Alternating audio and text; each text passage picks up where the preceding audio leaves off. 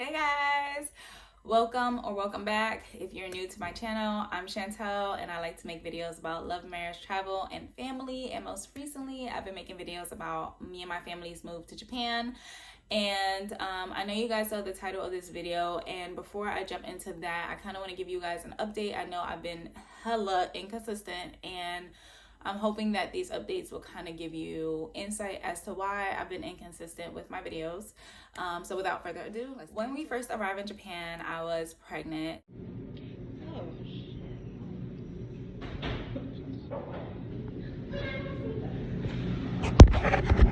Okay, so I was expecting that I was pregnant, but I wasn't expecting for it.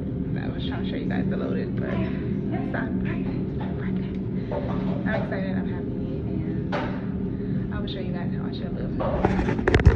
And we ended up having a miscarriage with that baby, and it was devastating because if you would have said that I was gonna have a miscarriage, I would have looked at you and laughed, because I knew how common miscarriages are, but for some reason I didn't put myself in that category. So I was completely devastated. And then about a month and a half later, we got pregnant again. And the first trimester was extremely hard. It was, my goodness, it was just frustrating. I was extremely tired.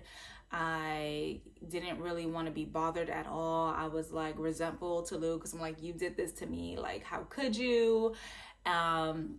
I was hungry all the time, but I was eating, but I was hungry and I was nauseous. And it was just like all of these emotions and all of these feelings at once.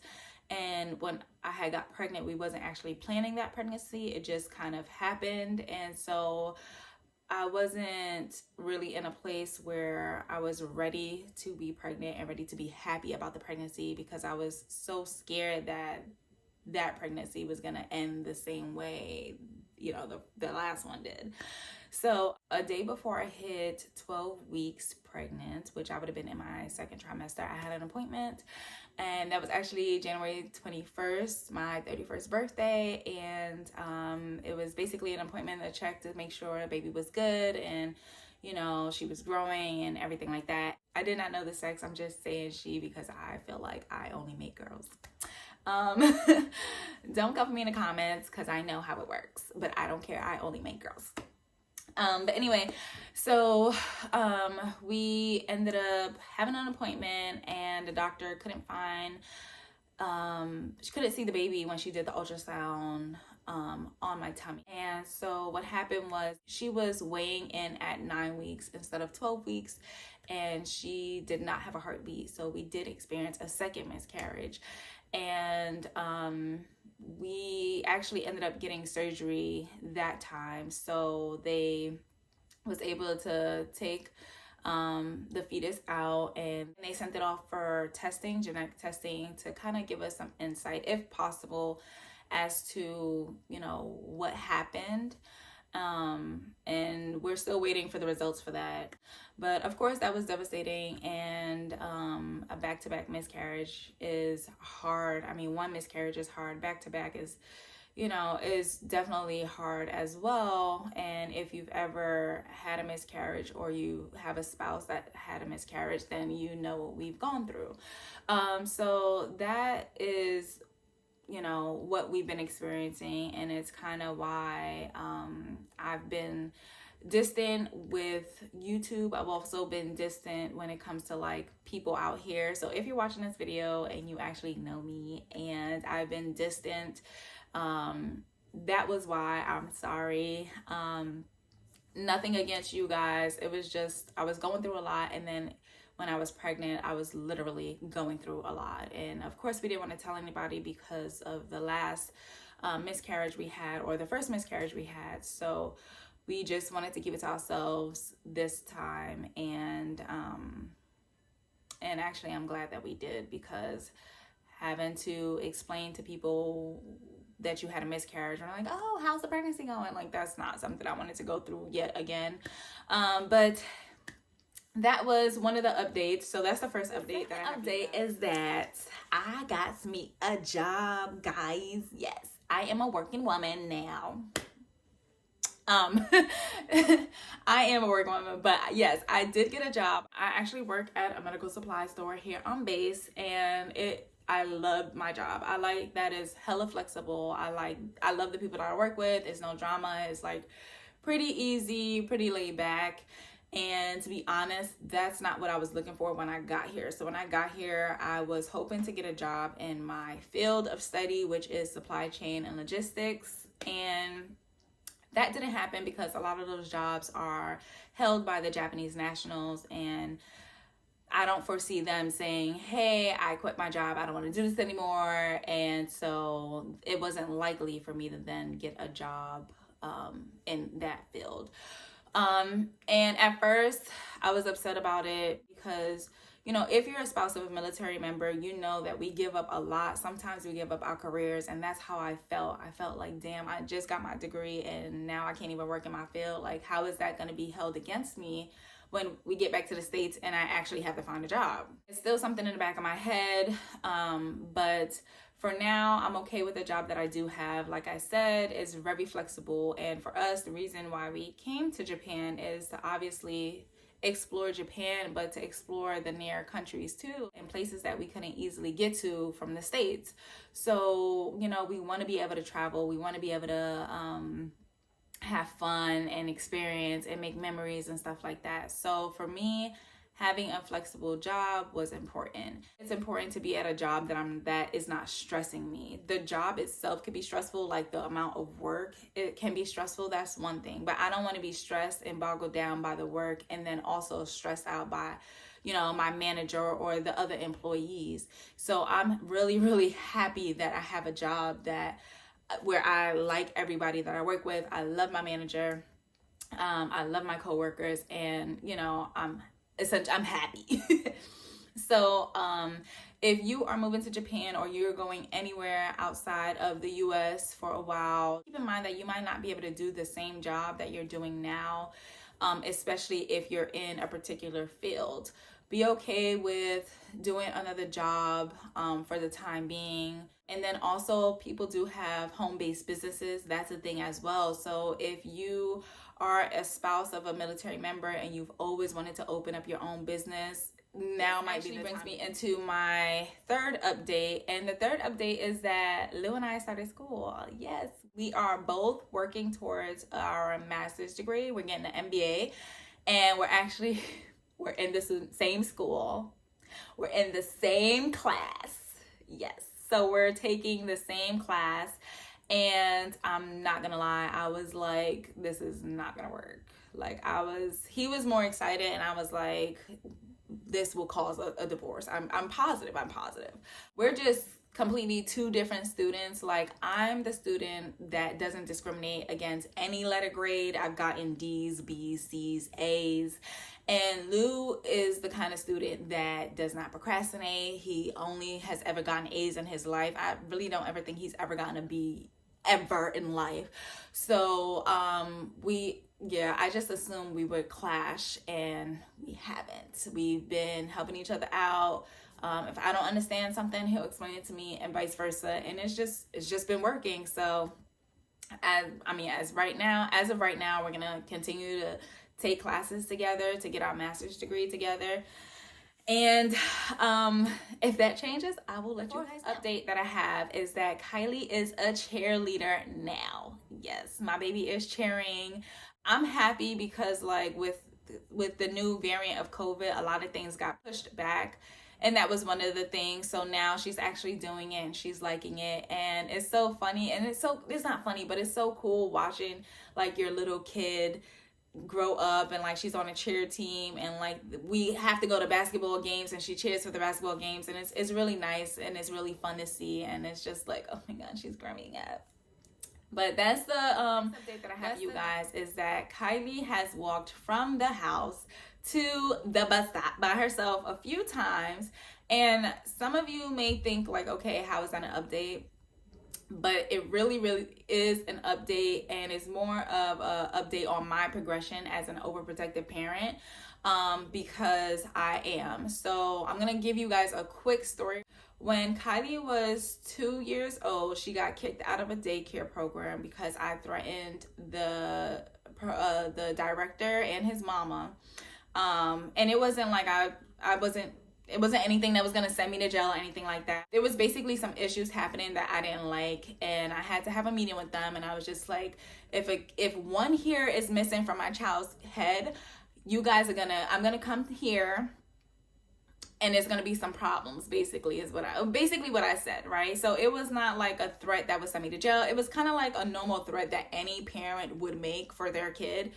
And as a parent, which they were, or they are parents, they should be very understanding about why I would say something like that. But whatever.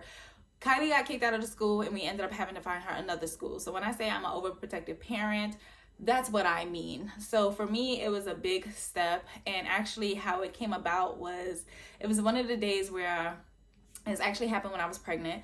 And I wasn't feeling well. I was really, really sick, very, very nauseous, extremely tired. And I asked her if she felt okay to walk to the bus stop by herself. We've been walking to the bus stop together for a while prior to that. And when I say walk, I mean like running for the bus, like, don't leave us. But so she knew where the bus stop is. Literally, it's around the corner from the house. And, she felt comfortable doing it, so she did, and I was really scared, but also very proud of her, and like I said, proud of myself as well.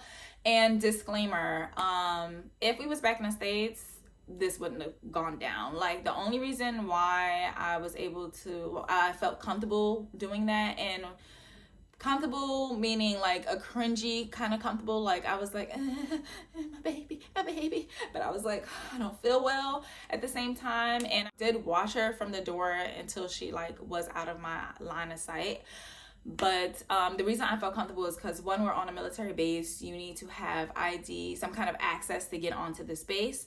So and then the base is kind of like, it's one whole base, don't get me wrong, but there's North Base and then there's Main Base, and we live on North Base. North Base is more residential, so there's not a lot of cars that come past here unless like they live here. It's very quiet. We don't have like the commissary, we don't have the BX, we don't have any of those those stores that people like to go into. So it's really no traffic coming this way. And then also too, like, I know the other parents, not by name, but by face. And obviously they know me, they seem kindly before. So no one's going to let anything happen to my baby, and vice versa. I would not let anything happen to anybody else's kid. And really that's why I felt comfortable to do it. Right now I am walking her to school because she asked me. And then since then I just been walking with her to school. So yeah, that was almost the last update that I have for you guys before we jump into this video, is that I actually got my nails done at the spa that I was telling you guys about. And I don't know if I mentioned this before, but here are my nails. Yes, they need to be done again.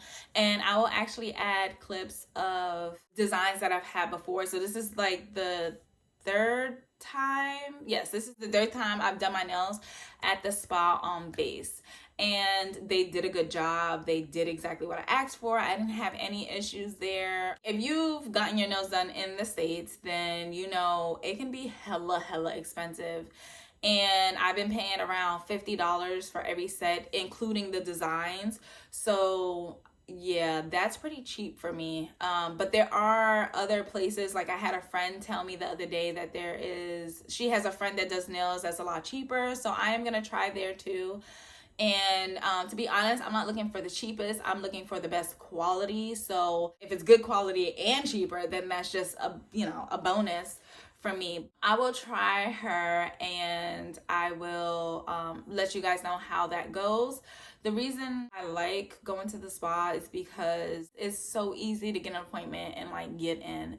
And I know when people have their own businesses, they can be packed sometimes. Sometimes you can't get in. You can't just make a last minute appointment. And I don't like that. So that's just me. I like the ease of just calling and saying, hey, can I set this appointment up for tomorrow at this time? And it's done. That's my personal preference. If the lady that my friend had told me about, if it's easy to get an appointment, it's cheap, and the quality is good, I will probably continue to go there. But if one of those things are off, then I probably will continue to go to the spa. But that is the last update I have for you guys. I'm sorry those updates were so long, but a lot has happened in Japan. All right, so without further ado, let's jump into the actual video. I want to put a disclaimer out before I start the next part of this video, which is how life has been for me in Japan. My experience is based on the places that we've been so far. Obviously, we live in Misawa, so of course Misawa. We've been to Tokyo, we've been to Sendai, we've been to Hirosaki, so we've been to a few places. But most of those places that I mentioned, we've only done day trips there. Sunday, I think, was a long weekend. Tokyo was for a week. Just keep that in mind. And then lastly, these are my thoughts, my opinion, my experience. This in no way reflects the experience, opinion, or thoughts of Kylie, Lou, any other YouTuber, or anybody else out here. My thoughts and opinions are subject to change based on the rest of the time I have here. You know, like I said, we haven't been here that long. So let's jump into what I have. The first thing that I noticed about living in Japan, and when I say Japan, I mean Misawa, because that's where I live in Japan. So Misawa specifically, there's no like romance. So when I'm talking about romance, I'm talking about things outside of the norm. So in the States, it might be romantic to take a hike, and then when you get to your destination, create a picnic and eat, and oh my goodness, have fun, pop a bottle of sparkling wine, and that is romantic. However, in Japan, going on hikes is the norm. So like when it starts to warm up here and it's not snowing or any of that, me and my family plan to go on a hike almost every weekend. Like we plan on being out there, seeing different places, climbing Mount Fuji. Like we want to be out there in nature. So that's not really going to be romantic if it's something that I'm constantly doing all the time when it comes time for Lou and I to have a date night. Same thing with eating. You know, we go out and we eat out a lot. I haven't found anything fancy in here in Misawa that I would consider romantic. And then when I say fancy, I mean to my standards of fancy. So we all have our different standards of fancy. And if you guys don't know, Lou and I used to go on dates all the time. When he creates a date night, like he creates a date night. It's a whole vibe. It's hard to create that here just by going out to a restaurant or going out to a hike. You know, I feel like romance can still happen. You just have to really think outside of the box to create it for you and your family.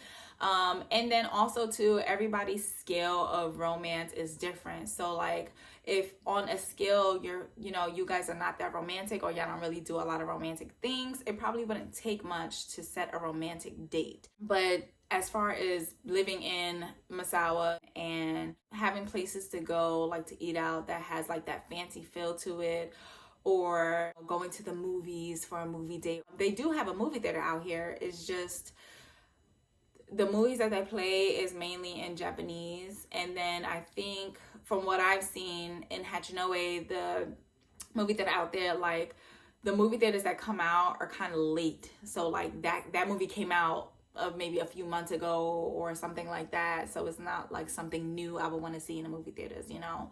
It's just hard to create those moments. So you just basically have to work extra hard to do that. And that has been my take on romance.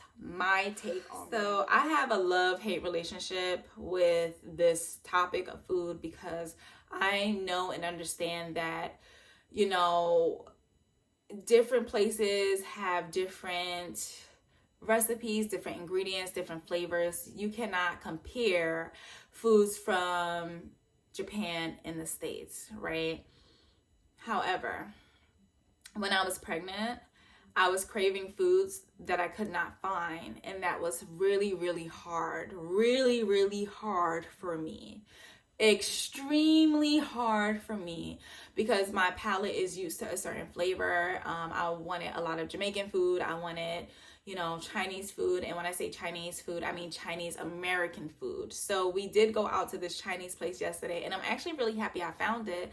And they had sweet and sour chicken on the menu. They had spring rolls. They had some other stuff too that, you know, I'm used to seeing. I'm like, oh, I know what that is. But then when it came out and I put a picture here, it wasn't what I expected. I know I'm not supposed to compare the food in Japan to the stuff that I've had in the States, but when something says sweet and sour chicken, I am thinking about the sweet and sour chicken I had in the States. That was so good and I love it.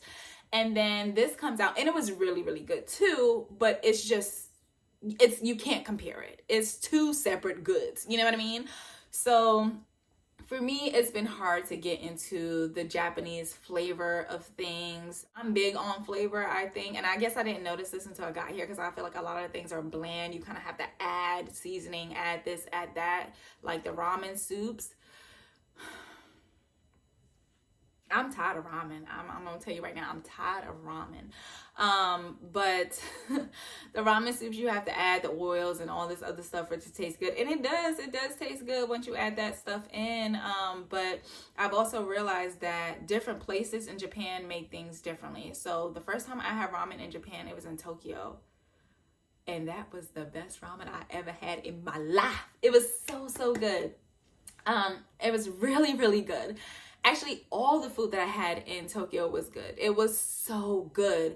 And really the first time we ate in Japan, because when we came here, we had to ROM for 10 days, I believe. And then as soon as the ROM period was over, we flew out to Tokyo. That was like the first experience we had in Japan was Tokyo, with the food, the culture, all that stuff. Then we came back to Misawa and it just didn't hit right. So it is different. The food is different. There are good places in Misawa. One of the things I want to note about Misawa is that there's not a lot of variety of foods here. And then also too, I was pregnant for a good amount of time while I was here. So, that also plays a part in my experience as far as the food goes. I know I said I'm tired of ramen soup, but I found a place out here and the ramen soup there was so good. And I think it was because it was based in soy and not miso. Now I'm going to try to stay away from the miso ramen soups and explore the other broths that they have and see if that makes a difference. So there's so many things to explore. And like I said, we've only been out here for 5 months. So my experience is evolving basically, as you guys can see, just based off me talking about food. So I just want you guys to keep that in mind. And it might be like this for you too, where, you might not like the food as soon as you get here. It might have to be something that grows on you the longer you're here. So as of right now, that's my food stance. And I don't even really know if it might have been confusing because I feel like I confused myself, but that's my stance. All right, so the bathrooms here are different. And it's not all bathrooms, but you will notice a bathroom that looks like this. Yes. And I didn't know what to do with that. I was confused. I was confused as to why there wasn't a regular toilet. But you will see bathrooms like that in Japan. I actually tried my hardest not to have to use one of those bathrooms, but unfortunately in some places, those are the only kinds of bathrooms that there are. So if you really, really have to go and you can't hold it, and you're just gonna have to go. And so I just had to go. My greatest fear was that I was going to pee all over my pants. And I felt like the only way to use that kind of bathroom or that kind of toilet is if you have on a skirt or a dress or something like that you can kind of lift up. And I had on jeans and I made it work. And so that may be TMI, I'm not sure, but just know that you might see bathrooms like that in Japan. I had no idea about that, so I don't want you guys to come here and just be completely stunned. That definitely caught me off guard, which brings me into my next topic about bathrooms. If you've done research, you might have heard this already, but most bathrooms do not have paper towels, and they actually do have the hand dryers, but for whatever reason, they never work. So you are going to have to carry a towel. I bought this one. It's a Hello Kitty. So I have one for me and one for Kylie, and you'll have to carry them in your purse. You really should get one for every purse if you change purses like me and then you forget that you didn't pack this in your purse, and then you have to shake your hands and it's annoying. So you will have to carry one of these towels around with you for just wiping your hands, because They don't have paper towels in most places. And some places there are paper towels. Like I have gotten lucky a bunch of times. Misawa is kind of like the people outside of the gate are catering to the Americans. You know what I mean? So for the most part, you'll find napkins in those bathrooms, and sometimes you won't. You know, we are in Japan. We are in their culture, their country, experiencing how they live. So, you know, just come prepared is all. I've had a good experience in Japan. I know how hard it can be to be moving to a country and know nothing about the country or know nothing about where you're going to be, like when you come into a military base and you literally don't know what to expect when you get here. I understand. That's the reason why I make these videos. But at the end of the day, I do want to remind you guys that your experience is your experience. So when you get here, there's gonna be a bunch of people telling you like, oh yeah, the sushi here is good, da, da, da, da. And it really might be good for you, but for me, it's not. I don't like fresh sushi. It's not for me, right? Or they might say certain things that like, oh, you know, Japanese people are nice, and I'm not saying Japanese people aren't nice, but what I'm saying is like people make these real broad statements about Japanese people or life in Japan, and they haven't even experienced it themselves. Honestly, there's no way for you to know that all Japanese people are nice. Have you met all Japanese people? No, right? So I'm saying all this to say that, you know, my video is to help you guys. I know when people give you guys advice about life in Japan, they want to essentially help you guys, but at the end of the day, you have to go out and experience Japan and experience the culture and all of that for yourself to come up with your own thoughts about what life is like in Japan. So I'm gonna leave you guys on that note. I will see you guys in the next one. Bye.